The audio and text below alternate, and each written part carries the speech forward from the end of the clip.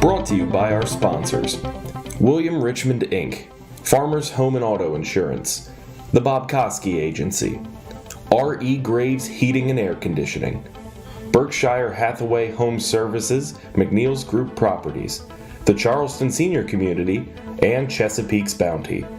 Now, here's a weather alert update from JB Weather.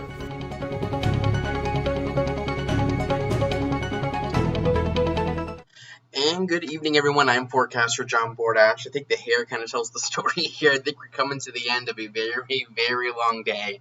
It has been a long day here in the Storm Lab. So this will be my final update for today.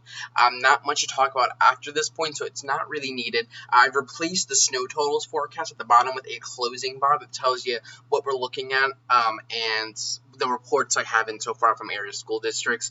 I would definitely get in, look at your individual counties' guidelines and information because they will have the most up-to-date information for you. If we can come right on over to what we can expect. This is what we saw for today. It took a while to draw this map up, but this looks to be close to what actually fell today. So this is a map that should show close to what fell. It's weird. We saw the heaviest band. We talked about this a little bit yesterday, setting up to the south, but we saw areas to the south get towards the higher end of their snow total. So we were talking like 2 to 4, Southern Calvert and Southern St. Mary's County. They got about 4, but then we had northern areas of Northern Calvert, Northern Charles, and PG County that only saw an inch or 2 that were forecasted to get like 3 to 6. So it really kind of depends on where you live with how you view the forecast. I would grade myself about a B- for this storm. I definitely don't think it was a bad forecast. I mean, I think given the data we had available, I think this went pretty well, pretty close to at least what I had issued. There's a post up on Facebook and Twitter kind of detailing what went right, what went wrong. Far more things went right than wrong. I've had way worse forecasts in the past, back in the early days of JB Weather. So I do aim, though, for an accurate forecast, and I like getting feedback from you all to get an idea of what worked and what didn't with this storm. So if we get another storm down the line, if I know, let's just say people didn't like the snow ticker, I wouldn't do the snow ticker again. I think people like that, though, so that is something that will probably stick around. So this is just an overview, though, of what we saw today. I don't think we're going to add too much more onto this at all. Our coastal low looks to be setting up further to the north, and that's going to mean very little additional snowfall this week for our region. We have been downgraded from that winter storm warning to a winter weather advisory for our region until 6 a.m. This is going to be for light icing that could be possible, and some slick spots out there as well. So be aware that as you head out the door tomorrow morning.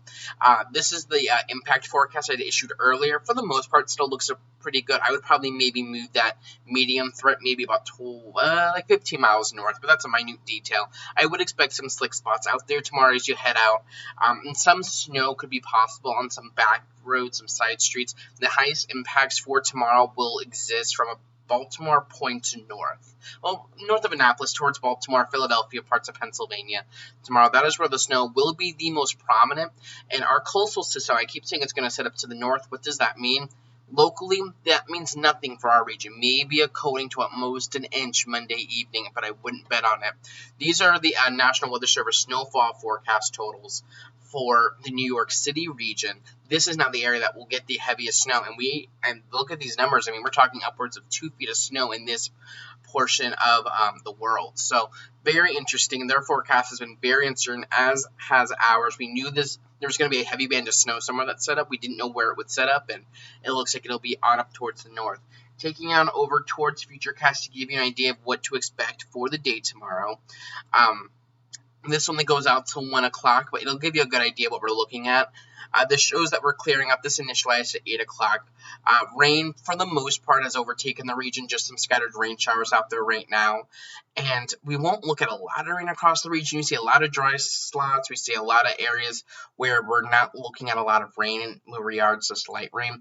One thing to monitor, though, is that we will likely see some sleet develop west of I-95 that might try to get into parts of northwestern Charles, parts of PG County tomorrow morning. That's why that winter weather advisory is up, and you can see that potential there. But then we clear up by the mid-morning hours, and then we might try to see again tomorrow afternoon and evening. You see Futurecast is trying to paint an area of snow by 1 o'clock tomorrow afternoon. that might try to move south into our region, and then that can maybe drop a coating to an inch of snow tomorrow afternoon. And that's another reason why that forecast for tomorrow shows more medium impacts, because we'll still have to deal with maybe some scattered snow, sleet, or rain showers in the region for the day tomorrow. If I take you over here, and I need to get this banner changed because this won't be Futurecast.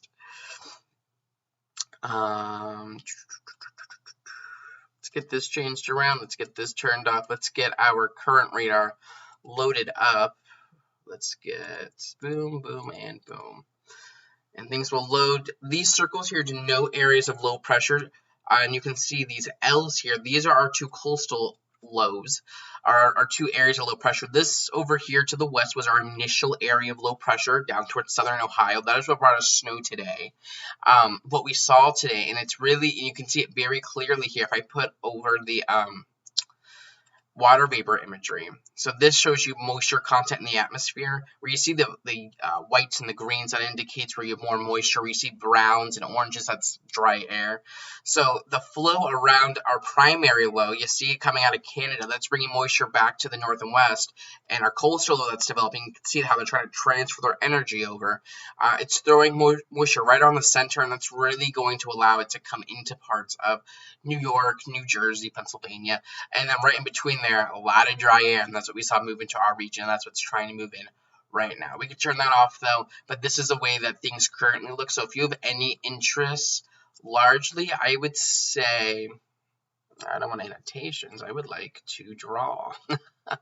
Anywhere generally, probably in this zone tomorrow, and I know that the pen is a little weird because it does that like line thing, but anywhere really from about New York through New Jersey, parts of eastern Pennsylvania, I would expect potentially 6 to 12 inches of snow at least. We looked at the National Weather Service forecast. It shows more really focused right in there. So that is the outlook as we head forward, and that is what we're going to be talking about. Again, probably not too much here in southern Maryland for Monday and Tuesday, which could be good news. It allows us to dry out a little bit, and it allows us to start to move forward with the forecast, and we will begin to warm up by the end of the week.